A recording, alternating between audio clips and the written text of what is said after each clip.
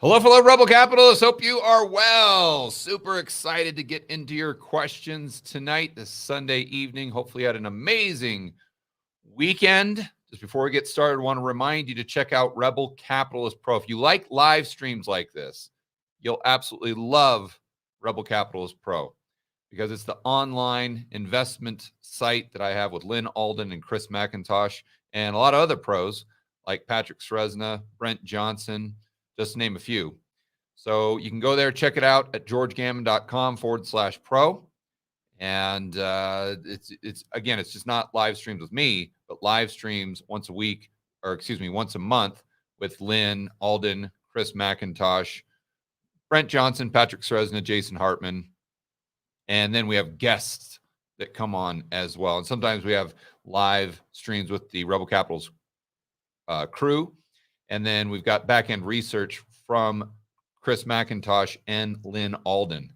That in and of itself, I think, is worth the monthly membership. But again, you can check it out at georgegammon.com/pro. All right, let's get into the questions for this evening. See what we got here. Okay, if you were to start a business, knowing of a possible decline in the economy, it would be an online business. That's a no-brainer. I'd just start creating content because your out-of-pocket cost is so low. Got a lot of time invested in it, but your out-of-pocket cost is just absolutely nothing. And you can take that online business and you can parlay it into something offline when the economy becomes a lot better. You know, what's interesting is I was watching a behind-the-scenes video of Mr. Beast opening up his first hamburger store. Now, I know he's done like trademark deals or branding deals, something like that, where stores like TGI Fridays or something have sold his hamburger on their menu. Like it'll be a Mr. Beast burger on the, I can't remember the store. Was it TGI Fridays? It was a few restaurants like that. But now I guess he's opened up his actual in this huge mall. I don't know where it was specifically, obviously in the United States, but he opened up a Mr. Beast burger restaurant. And it was behind the scenes of the first day when he literally had 10,000 people in line that started to like camp out 2 days earlier just to be one of the first individuals who got to eat at the Mr. Beast hamburger restaurant. I mean, just completely blew my mind. And I would highly suggest watching that video if you're an entrepreneur. You'll really get a kick out of it, I think. And but it just goes to show you how many opportunities there are in the online space. Now, going back prior to when this opportunity existed, you'd have to take a significant amount of capital and put it out there to make sure you had enough runway to set up a lease. You have a brick and mortar store.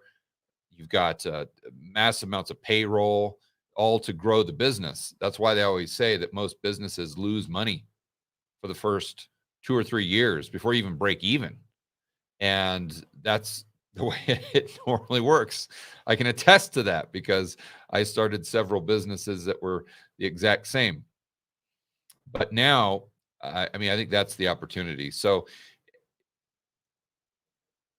even if I wanted to start an offline business, I'd probably start creating content for it online first, just as a trial balloon to see what people really enjoyed, what they engaged with the most.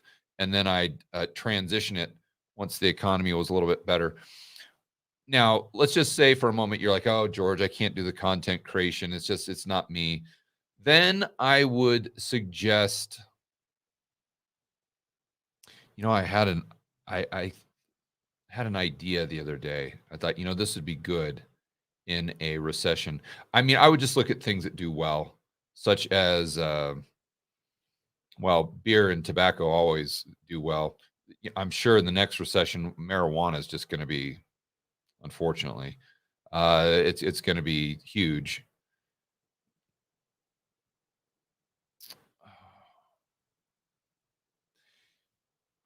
This may be a little early,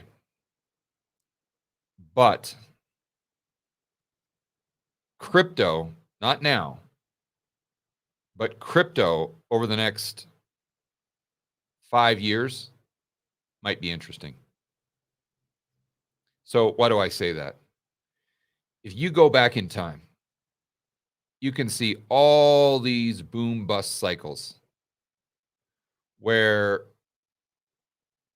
this brand new technology that's going to change the world, revolutionize everything.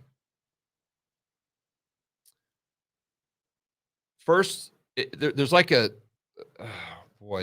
there's like a timeline that repeats over and over and over again. When the technology is brand new, everyone just kind of, oh yeah, whatever, that's never going to happen.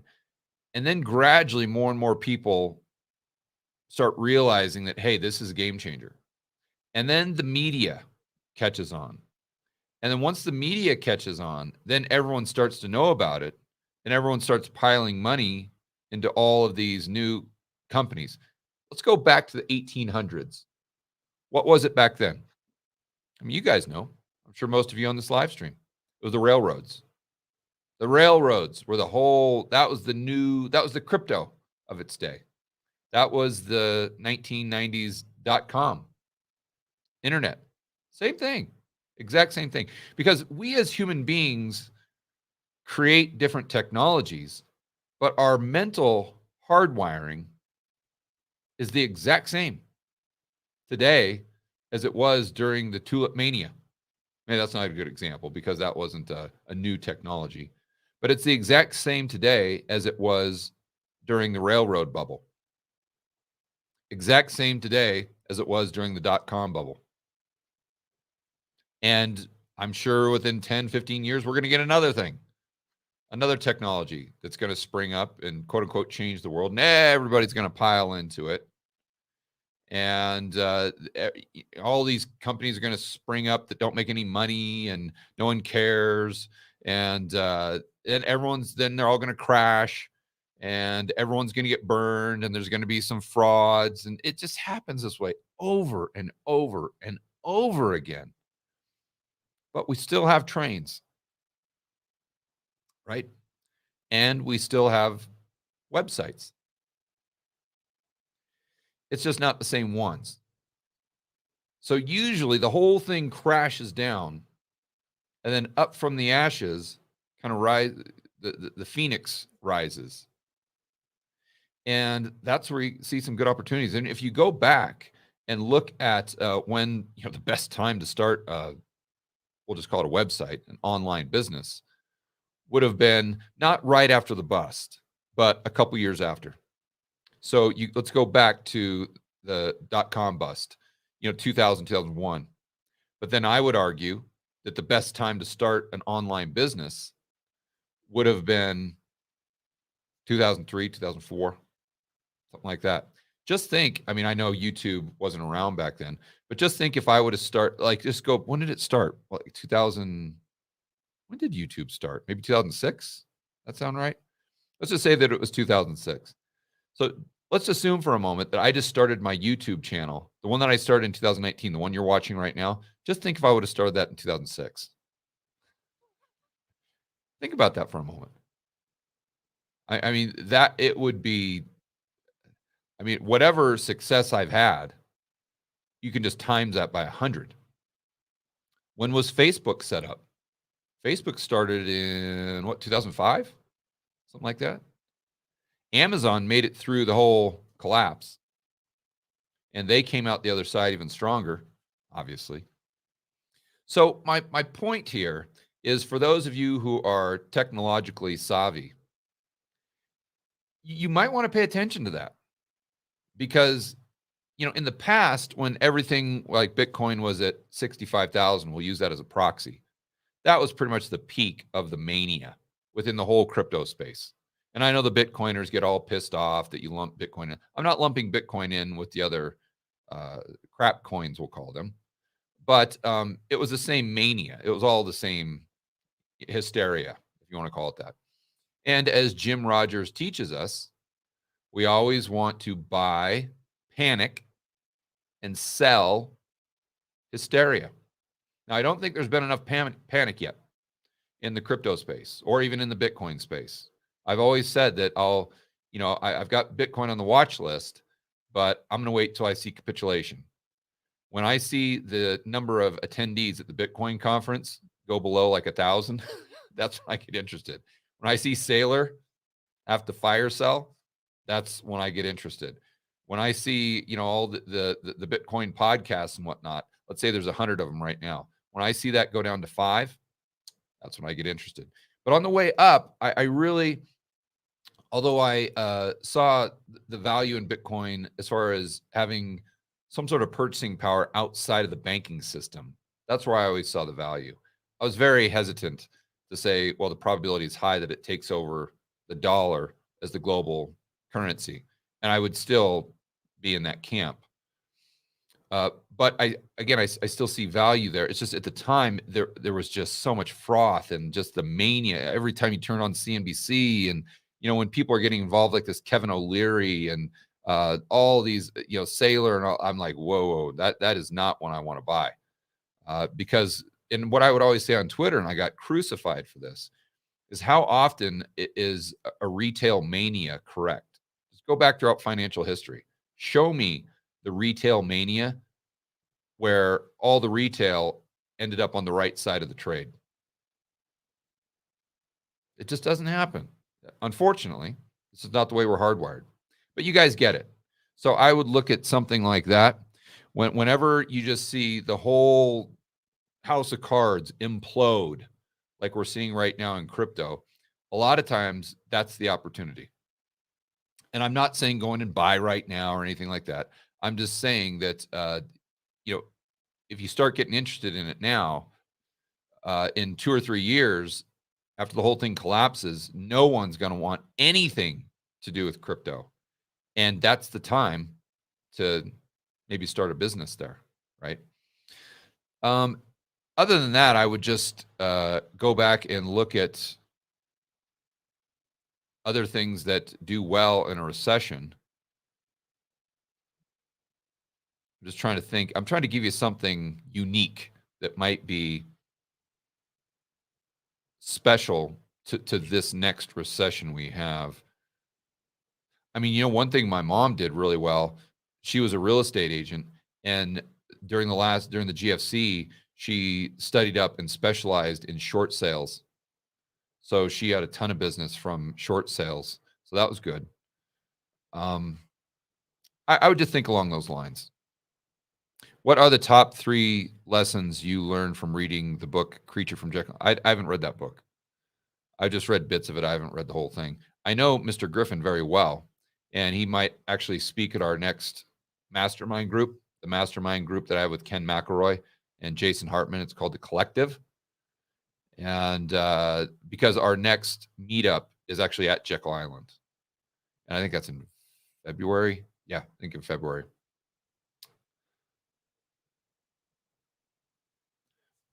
Wouldn't going back to the gold standard and revaluation of gold's value give the United States an opportunity to take advantage of the money reset with all their reserves?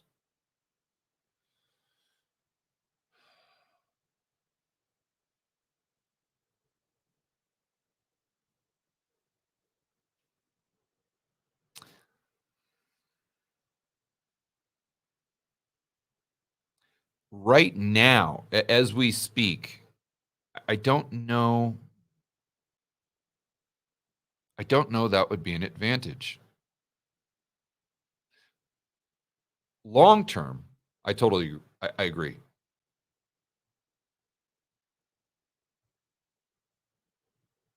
But also, long term, I don't know that, and I know that the gold people are going to freak out, but it's just, sorry guys, got to be honest.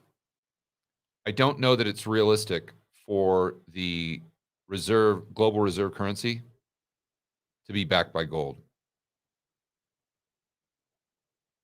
or Bitcoin or anything.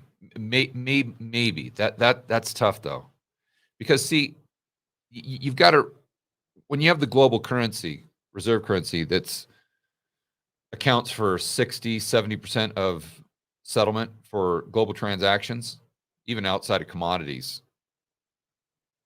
you have to have a very fluid money supply.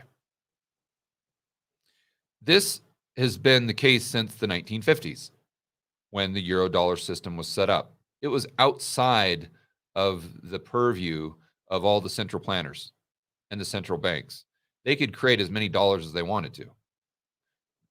It was as Snyder always reminds us, it's a reserveless system. Bank reserves, not needed. It's a cashless system. Green pieces of paper, not needed. This is even during the gold standard. So the ideal, in my opinion, is when you have, how should I say this? The ideal is when you can have the money supply expand at the same rate as productivity. So what do I mean by that? Let's say that you're a bank in the euro-dollar system, or even here in the United States, and let's say that you've got two businesses that, let's say these water bottles, right?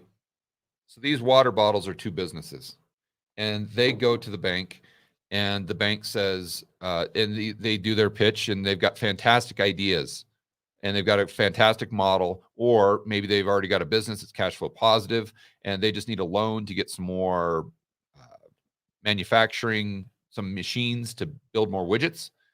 And the bank says, oh my gosh, both these are no-brainer. They're going to create a lot of goods and services. This is going to benefit the economy. They're going to be able to easily pay us back. They've got tremendous collateral.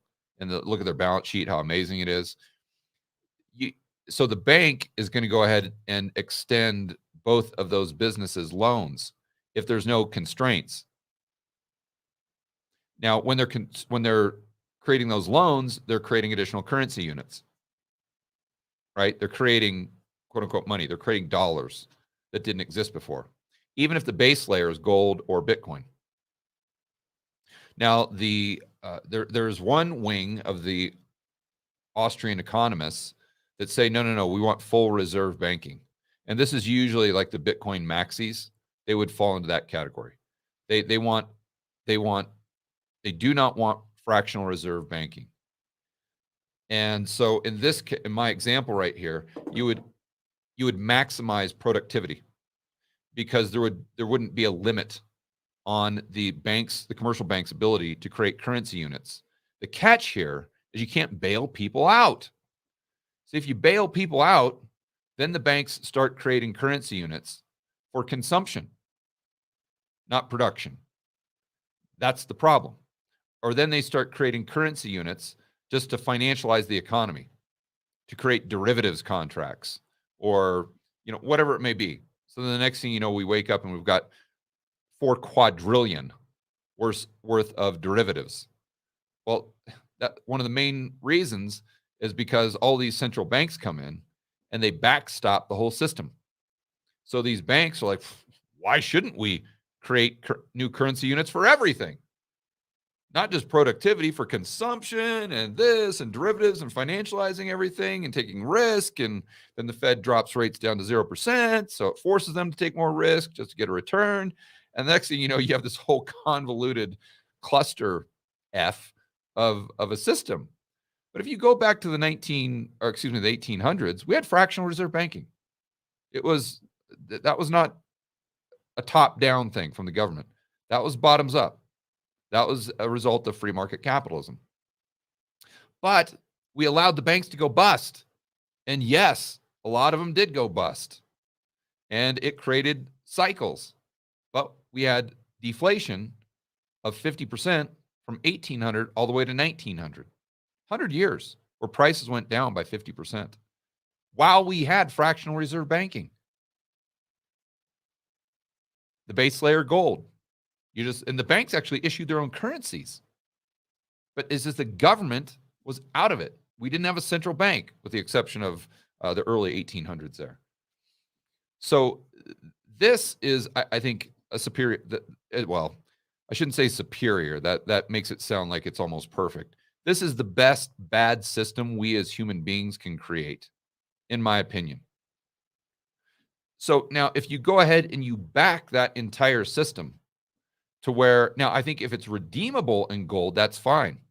But as far as having a reserve requirement for the banks and everything, just let the free market decide. If you want, if the public, the general public, wants banks that have a higher reserve requirement, great. They'll just move all their money over there, their Bitcoin or their gold or silver or whatever, right? So just look at what's happening right now with social media. Look at what's happening with Twitter. Look at what's happening with Rumble. I mean, if 2 years ago, everyone thought that we were just completely doomed, that we were going to just be beholden to these central planners that run these social media companies. But then the free market comes in and people start getting pissed. Elon Musk gets pissed enough to where he's like, 44 billion. Sure. Here you go. I'll buy Twitter and F all of you. Right. That's free market capitalism. It doesn't happen overnight. It's not perfect. It's messy, but it works. And I think the exact same thing would happen with the banking system. Now, going back to your question, why would gold or Bitcoin, why would, if you had a set like, okay, 50% reserve requirement or full reserve, now you got problems. Because it is true, you would reduce the boom bust cycle. There is absolutely no doubt about that. You would have far fewer busts, for sure. But you would have, instead of funding both of these businesses, at certain times, you would only be able to fund one. And at other times, the interest rate might be so high, the hurdle rate, that the one couldn't afford it, even though it was a very viable business. You see? And then the pushback there from the Bitcoin maxis and the Austrians who like full reserve is like, oh, well, you don't need more money because you can just use fractions of the currency units that you already have. Therefore, the money supply doesn't have to grow. It's just the money supply gains value. So initially, maybe this company needed 1 million. This company needed 1 million. Let's just assume, right? But in the world of full reserve, well, then prices would always be going down.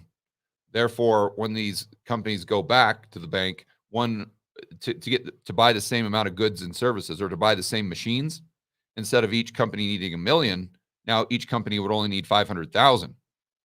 So now you don't have to choose which company gets the business because the price of the stuff they need has gone down. That's the argument. But what that argument fails to realize is, how are the prices going to go down?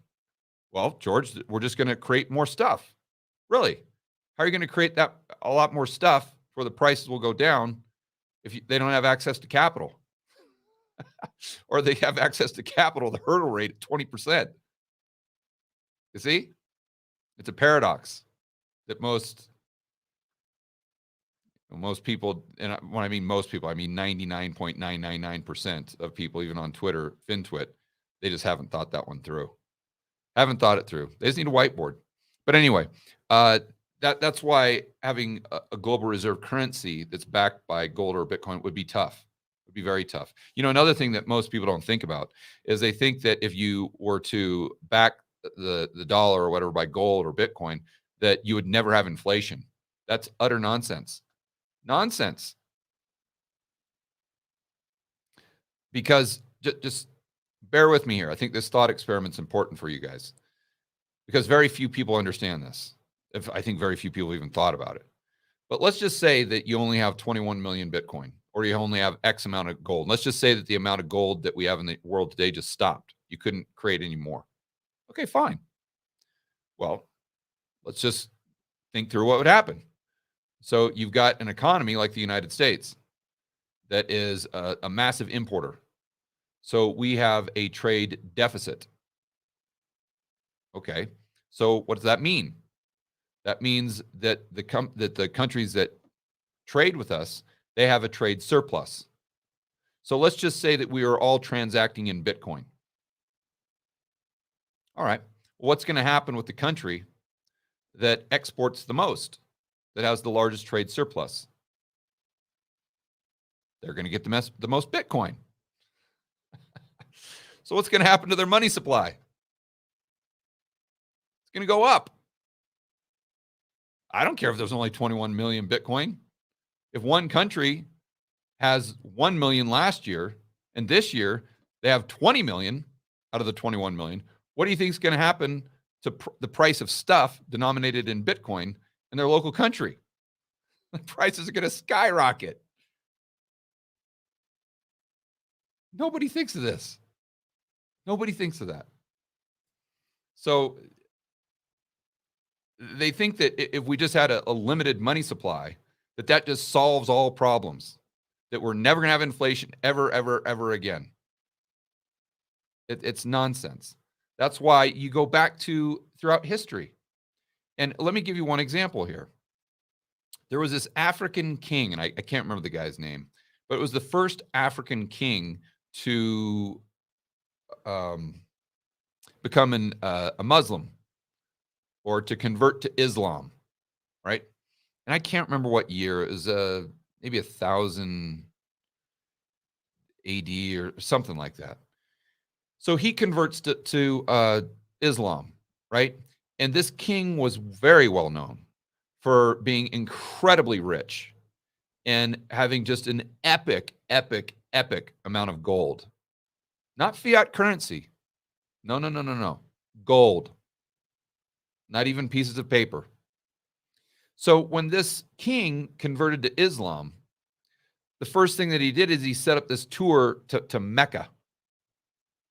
But from wherever he was to Mecca was like a 6-week trip or 3-month, 4-month trip, something like that. So what he did to be a good Samaritan is he had like 10,000 people go with him. And he had like 5,000 camels or something like that. I'm not getting the numbers right, but this is just as an example, right? And I remember he put 300 pounds of gold on every single camel. And as he made his way to Mecca, he stopped pretty much at every town along the way. And what he did for all the poor and, the people, he gave them all gold coins because he wanted to be a good Samaritan. So in these little towns, as he made his way to Mecca, what happened to the money supply? The money supply skyrocketed in each one of these towns. And then he goes to Mecca to do his praying or bowing or whatever they do there for the week or 2 weeks. And as he makes his way back, he stops at each one of these towns. But each one of these towns, he comes back and they've been completely decimated by hyperinflation because of all the gold coins that he gave out on his way to Mecca. And he felt so bad about it that he's like, but he knew he had to reduce the money supply. He just didn't think about it prior. He thought he was being a do-gooder. In fact, he's like today's politicians, right? They think that they're a do-gooder, or these are the ones that aren't evil. They think they're doing good, but they don't realize that the results are going to have the opposite effect of the actual intentions, right? So it's the same thing. So he goes back through every one of these towns and he realizes what he had done. He's like, holy cow, I just doubled the money supply overnight. So then what he did is he borrowed back like almost all of them. Anyone who would lend him money, he borrowed it back at like 2% interest to reduce the money supply, to bring down the hyperinflation that he created on his way to Mecca. Moral of the story: I don't care whether you're using Bitcoin. I don't care whether you're using gold. I don't care whether you're using silver or seashells. The problem is not the money. The problem is that the money is controlled by imperfect human beings that live in an imperfect world. And as I always said to the Bitcoiners, perfect money, i.e. Bitcoin or gold, that is owned by imperfect human beings is always going to behave imperfectly. Bitcoin doesn't fix human beings. Gold doesn't fix human beings. It's not going to change our hardwiring. You see? Our hardwiring is the problem.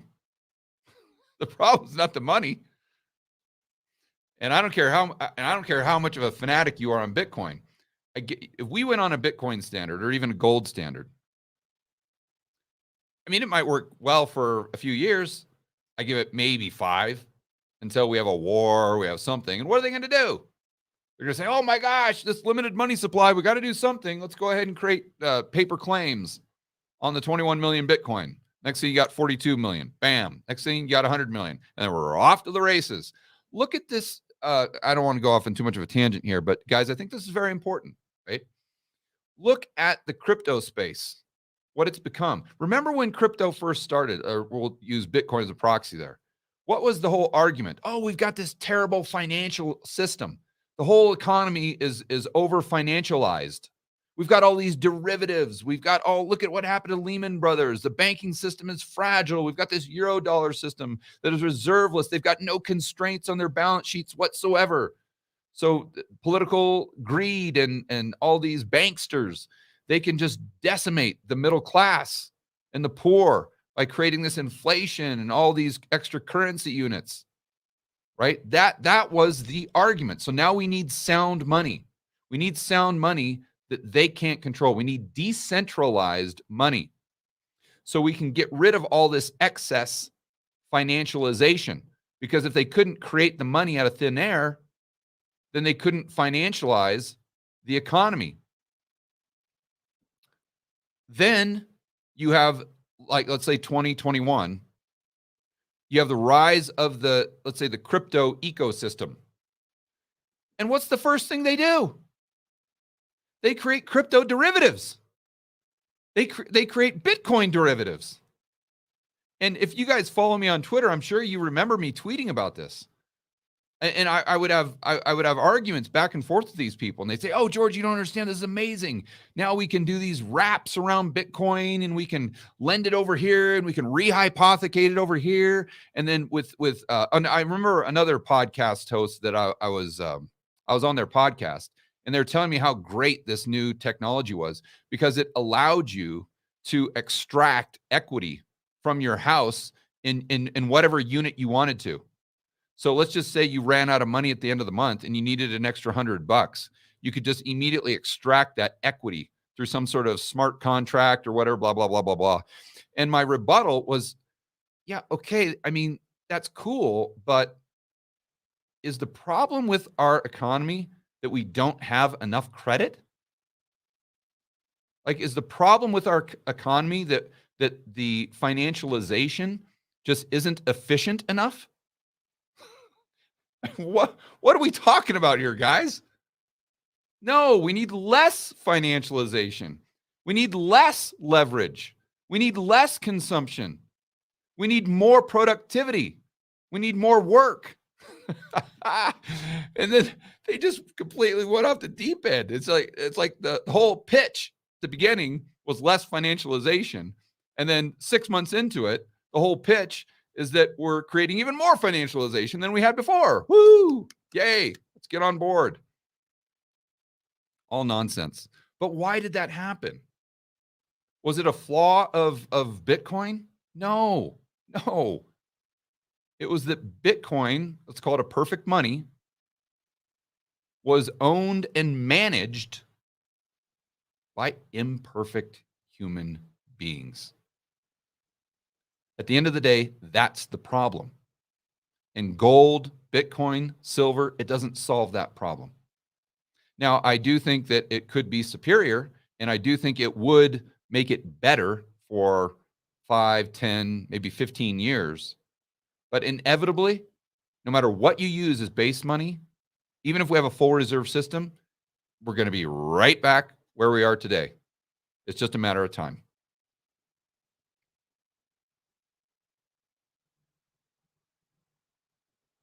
Considering technology green agenda censorship. Do you think collecting paper hardback books, especially controversial ones like 1984?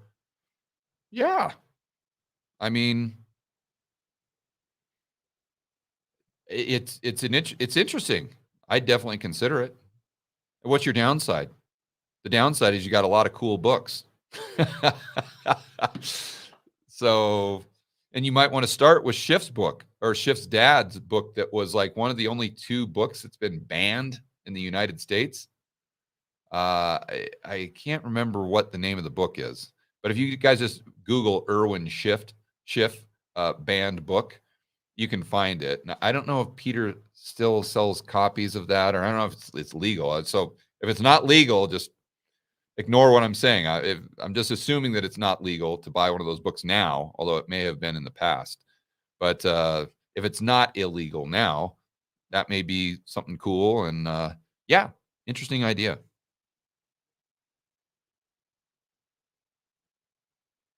Is the U.S. still the last to fail?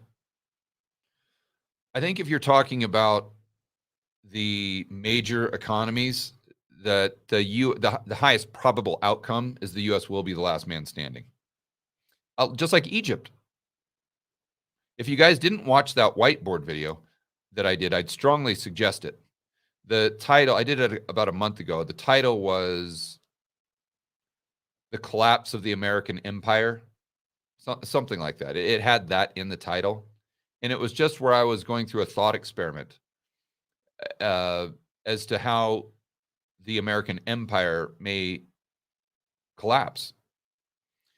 Because people always use, they look at it through the lens of the Roman Empire or maybe the British Empire. But if you look at it through the lens of the Egyptian Empire, which is what I did in the whiteboard video, to me, it actually makes a little more sense. It seems to be more similar to what we are going through today. So just the quick version of it is Ramses III was the last like big pharaoh guy. And this was, the year was 1175 BC. I have the dates. I have the dates for this one because I actually did a whiteboard video on it. The African gold guy king, I didn't do a whiteboard video on that. So I don't have my facts, or I don't have all the dates and numbers on that one. But I do remember the dates and numbers on this one. So 1175 BC, Ramses III, Egypt was the major powerhouse, right? They were the dominant global superpower, if you will, the dominant empire. And they had this their nemesis. In fact, the nemesis of the world at that time, the known world, was this group called the Sea Peoples, and they're badass. They were so badass that a lot of people thought they were aliens, or they just weren't human. And what they did is they just kind of sailed down the coastline there in what is now, what I guess, southern Europe, and then kind of the coastline of Greece, and then would it be Turkey, and then kind of down towards Egypt, and they went through Cyprus. And they completely wiped out every single town, every city, every civilization, wiped them out. And they didn't just steal everything and take the people as slaves. They literally took everything and they burnt the city to the ground. They destroyed it, just nothing left, just ashes. So at the time, Egypt, just like the United States now, they imported a lot of the goods that they used in the economy. So the Sea Peoples come down, and Ramses III has this plan, and he executes the plan to perfection because he knows the Sea Peoples are going to attack him next. So he has them come, he kind of channels them through the Nile River Delta, which is where it opens up to the sea. Sure enough, they bring the boats down, and he completely wipes them out, just gone. So then at this time, Ramses, he's patting himself on the back. He's like, I defeated the nemesis of the world, the Sea Peoples. And all of the citizens of Egypt are like, yes, it's the God is favoring the Egyptian empire. The Egyptian empire is going to live on forever. And because we defeated the Sea People, and everyone's cheering, everyone's partying like it's 1999. A few decades later, Egypt done, gone, collapse. Why? Because they're the last man standing. So what happened is all of the sea peoples wiped out all of their trading partners. So yeah, it's great that they're the only ones to survive, but they can't survive very long because they're so dependent upon the lifeline of all these goods that were coming in from all of these other cities, countries, and empires that they traded with. Exactly like the United States today. Think about what would happen if just tomorrow all of the imports stopped. Nothing from China, nothing from Vietnam, nothing from Thailand, nothing from Taiwan, nothing from Europe, nothing from Africa, nothing from South America, nothing, zero. How long would the United States last? Think about it. Answer, not long. Not long. So my point is, yes, I do think the U.S., the probability is highest that the U.S. will be the last the last man standing, but it doesn't prevent the empire from collapsing. In fact, it might even hasten the collapse of the American empire. Now, just to give you some insight there as to why the probability is high, is because 60-70% of global transactions are settled in dollars, especially for energy, food. And I think we're going into an energy crisis and possibly a food crisis as well, going into this long-term commodity super cycle that we always talk about on this channel. And the countries, and we can see this playing out right in front of our own eyes, the countries that are short on dollars, they are screwed. They're screwed because they have to print their own currency to buy the dollars that they need to either pay down their debt or buy oil, like Turkey, as an example. And the United States is in a rare position where they can actually print the currency to buy all the stuff that is settled in dollars. So that's right now, that is their huge, huge advantage. I mean, if you're going into energy shortage or a food shortage where food and energy are settled in dollars, and think about how much of an edge it is to be able to print that. China can't do that. Europe can't do that. The United States is the only country that can. Now, who else can print dollars? And you guys know the answer to this. In fact, who is much more efficient at printing dollars than the United States, even if the government got in the game of directly creating currency units intentionally, right? Where that was their stated objective. It's the Eurodollar system. It's the banks, the banksters. But you see what's going to happen is in this environment, most likely, and we could see the opposite, but most likely in an environment where global economic activity is decreasing, the banksters in the Eurodollar system are going to be creating fewer loans. They're going to be extending less credit. Why? Counterparty risk goes up. So if counterparty risk goes up, loans go down. That means dollars, the amount of dollars created by the banking system on net balance plummets. You see? And let's remember that the banking system, at least a portion of those loans, went for productive purposes, for creating goods and services, where I can almost assure you that if 100% of the increase or the need for dollars is met by the central planners and the authoritarians, right, how well do you think those currency units are going to be distributed? Do you think they're going to be distributed to entities that are producing stuff? Most likely not. And I mean, if you guys follow me on Twitter, which, by the way, someone just asked us in the comments. Oh, Mike, right here, Mike Camacho. Yeah, I am on Twitter again. Mike, thank you for asking. If you guys didn't know, I was in Twitter jail for like 10 days, maybe longer, where I could not, my George Gammon was live. You could see it, but I couldn't access my account. I had to file this appeal and go through this. It was just a nightmare. And they didn't respond for several days. But finally, they responded, and I got back on. So anyway, I sent out a tweet today on how the central banks now are going woke. So it was a tweet from the Federal Reserve where they say that they're now, they're having this big conference that's being put on by the Canadian Central Bank, of course. And the conference is how the central bankers can be more inclusive, whatever those stupid buzzwords they always use. It's the same three that they basically got from Klaus. Here, let me look at my Twitter and I'll tell you. It's just the script that they all get from Klaus.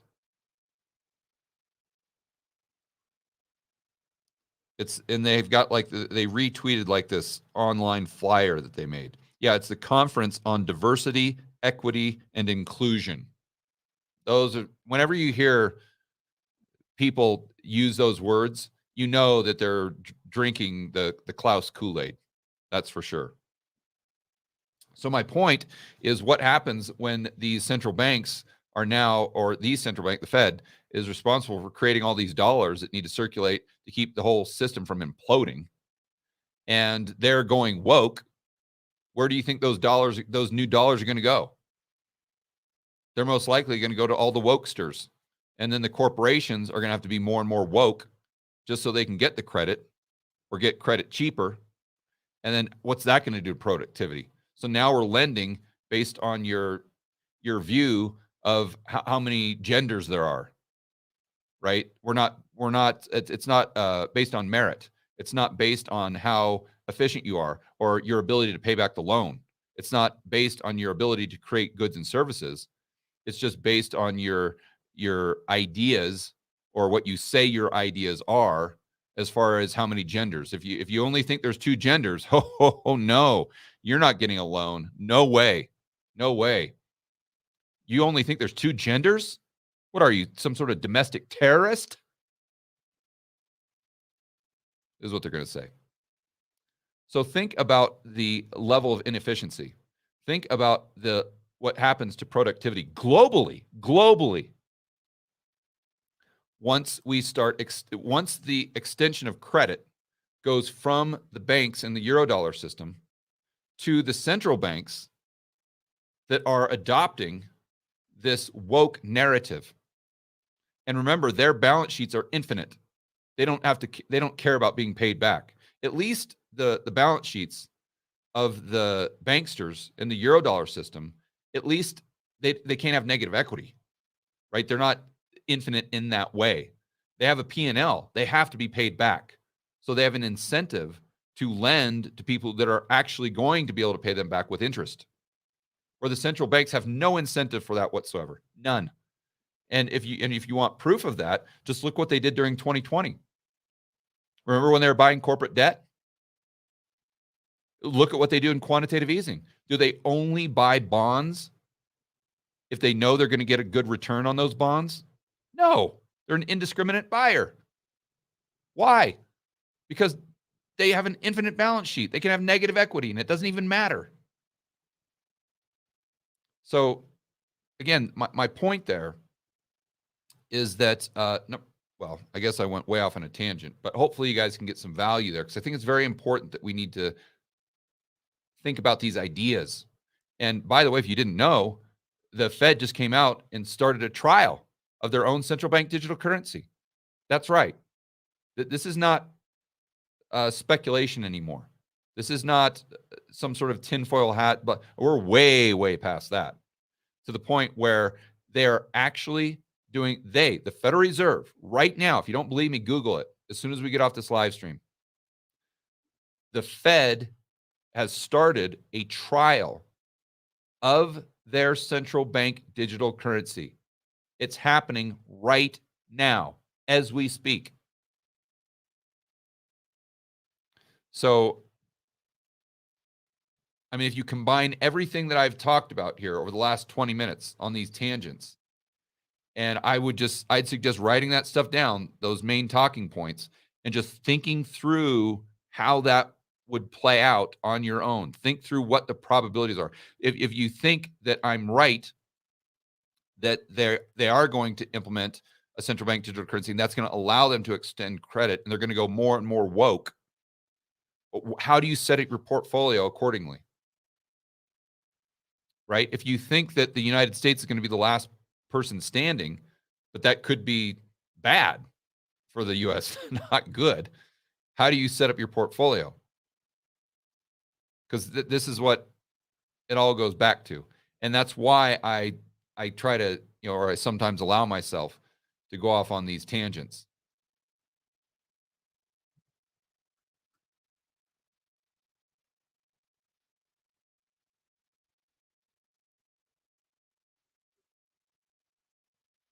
How can you join the collective? You have to fill out an application at the website, which is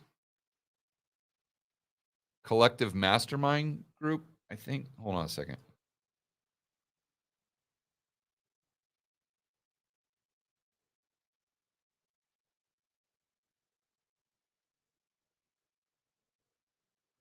Or wait, the Collective Advisors? I don't even know my own stupid website. There it is. Okay, the collectiveadvisors.com. So thank you for asking. Yeah, it's not right for everybody. But for those individuals that are, very successful entrepreneurs or investors who just really want to take, not just about money or investing. In fact, we don't talk about that too often. It's more about taking your life to the next level, your personal life, your health, growing your business, and it's all of that combined. So for the right person, it's epic. It's absolutely amazing. It's really a game changer. But if it's not the right person, then it's not really, it wouldn't be a good investment of your money or your time. So, but you can check it out, fill out an application, get more details at thecollectiveadvisors.com. Okay, let's see.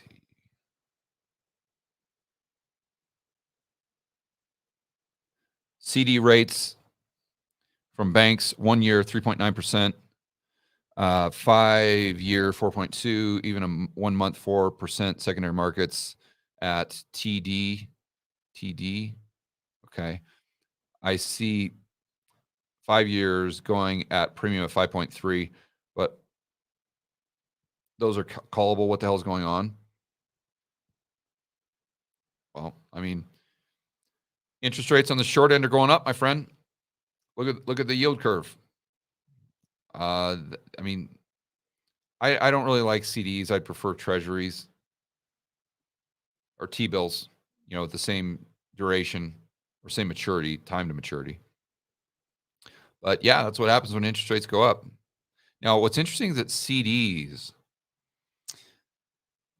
because I haven't looked into it, but I would assume that checking account interest rates and savings accounts are still very, very low. And the reason for that is there's been so much quantitative easing. There's so many reserves in the system that the system's completely flush. And what I mean by that is the banks don't need your money. They don't care about you. They don't want your deposits. They don't have to compete for your deposits because they're flushed with reserves. So therefore, that's why they can sit back and get 3.75 or 3.9% from IOER or IOR, which is what the Fed pays the banks to keep their reserves with them overnight. And then they can pay their customers, 50 basis points or whatever it is right now. Where in the past, when you didn't have all this quantitative easing, the banks would have to raise the interest rate they pay people at the same rate the Fed raises the interest rate. So the delta always pretty much remains the same because they're competing for those customer deposits. Where now they don't have to compete at all because, again, they're just completely flushed with reserves. And that's why, banks are reducing their hours, they're reducing their staff. If you want to if you want to talk to a real banker, you have to set up an appointment. I remember the Wells Fargo by where I was staying in Arizona by the Biltmore. They only had, they didn't even have human beings in there other than just the tellers. 9 to 5 unless you started an appointment. I mean, the customer service just went to absolute hell in a handbasket. And the reason is because they didn't want you. They don't want customers. You're pointless to them. All they want to do is just give you a mortgage and sell it to Fannie and Freddie, and then just gamble with all of the, the reserves they have on their balance sheet or whatever. So why CDs are going up, I'd have to look into how CDs work. And I'm not totally sure.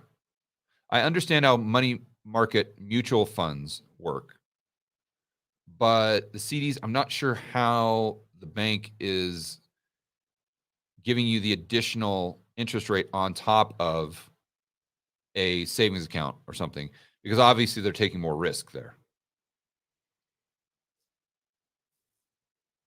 And then I don't know that all CD, maybe at your bank, CD rates, but I'd be surprised if the normal CD was paying that much because of what I was stating before. But bottom line there, man, is just interest rates going up.